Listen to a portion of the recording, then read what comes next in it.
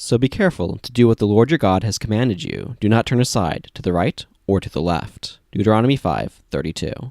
Hello, and welcome to Geekdom of God. I'm your host, Santir, and today I want to talk about an interesting concept that shows up in a number of places in the Old Testament, being obedient to God, turning aside neither to the right nor to the left. What I find interesting about this phrase is the implication inherent in it. It doesn't simply say to stay on the path, instead it implies that there are two directions that one can take to leave the path. So often in Christianity, when we talk about staying on the path, we are referring to the narrow path versus the wide path that Jesus talks about in Matthew 7:13-14. Enter through the narrow gate. For wide is the gate, and broad is the road that leads to destruction, and many enter through it. But small is the gate, and narrow the road that leads to life, and only a few find it. We need to find that path, which is belief in the saving work of Jesus. But when it comes to moral matters, I think the ancient wisdom in the Old Testament holds true. There are two ways to deviate from the moral path. Proverbs 4:27 states this most succinctly. Do not turn to the right or the left. Keep your foot from evil. I want to spend some time exploring this concept through the use of a metaphor. I will then expand on that metaphor with a real-world example. The word picture I imagine is a path stretching ahead of me. To my right are green clouds of some sort of gas. This gas has a pleasant fragrance, but it creates hallucinations and is a slow but deadly toxin. To the left is mud, an opaque yet smooth surface of liquid. It looks pristine and safe, but hidden under the surface are innumerable dangerous stumbling blocks. These stumbling blocks are varied, composed of things such as self-righteousness and self-loathing, judgment and guilt, condemnation of others, and condemnation of the self. It also starts off shallowly, but grows deeper and harder to escape with each step into it. The dangers of the gas are obvious to those that can see it well, but the dangers of the mire are hidden from sight, and even those that avoid stumbling and drowning in the muck get trapped by the mire just as surely as those that enter the hallucinogenic gas become trapped there. Okay, now that I've painted a word picture, let's look at a real-world example to see how it applies. The example I'm going to use is sexuality because I think it makes for a very clear one. So when it comes to sexuality, the deadly hallucinogenic gas is lust. Lust can seem pleasant to those enraptured by it, but it is ultimately an illusion, the delusions of the imagination. It will eventually lead to sexual sins, such as adultery, or to other errors, such as covetousness. The lust of those trapped in this gas is plain to see, for little effort, if any, is made to hide it. Lust can be an insidious and deadly trap, yet for how dangerous lust is, and how ensnaring and dangerous it can be, the dangers of the mire can be far worse. This is in part because of the way the mire works. It traps those trying to avoid the dangers of the gas, as those fleeing from the gas often end up in the swamp instead. While secret lusts are hidden in the mud, there are many other stumbling blocks lurking just out of sight. These include, but are not limited to, the dehumanization of those trapped in lust, especially sex workers whom God loves. This is often coupled with condemnation of those individuals rather than expressions of love and God's kindness and mercy. An elevation of sexual sin is more severe than other types of sin, such as gossip. This can also result in a deep fear of sexual sin that can cause its own bundle of issues, such as self-loathing for having a sex drive, externalizing blame for sexual urges and desires. This places the responsibility for combating lust on others. In American society, this usually manifests as blaming women for men's lust issues. Such blame allows men to fail to address the internal disease of lust by placing the responsibility on external others instead of correctly upon themselves. As a corollary to this, such thinking pushes towards illogical modesty standards that prohibit things like women breastfeeding in public because it would be indecent, when breastfeeding is a primary function of the female breast.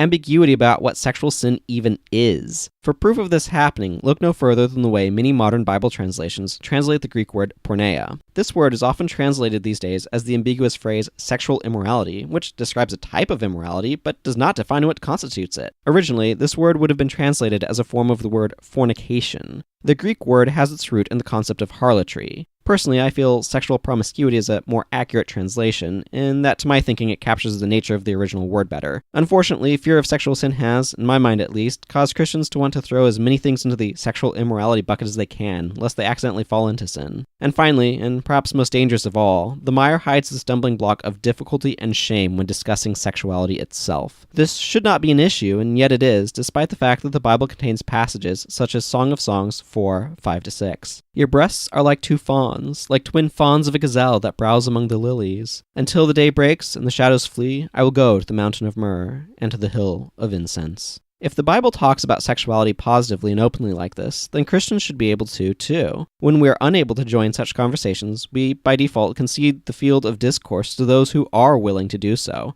And that is why this is so dangerous. Hopefully this example has demonstrated the dangers on both sides of each moral path. While a focus on sexuality, I believe this concept can be applied to all moral issues. In general, one side is about indulgence, while the other is about fear and condemnation. Neither are healthy or good, and to those seeking the path in the middle, both appear as foolishness. Thank you for listening. Until next time, everyone, take care. Bye-bye. Thank you for listening to this week's Geekdom of God podcast. To support this program, go to patreon.com/Ciantier. For more, you can visit geekdomofgod.com. Finally, you can email Ciantier at geekdomofgod.com.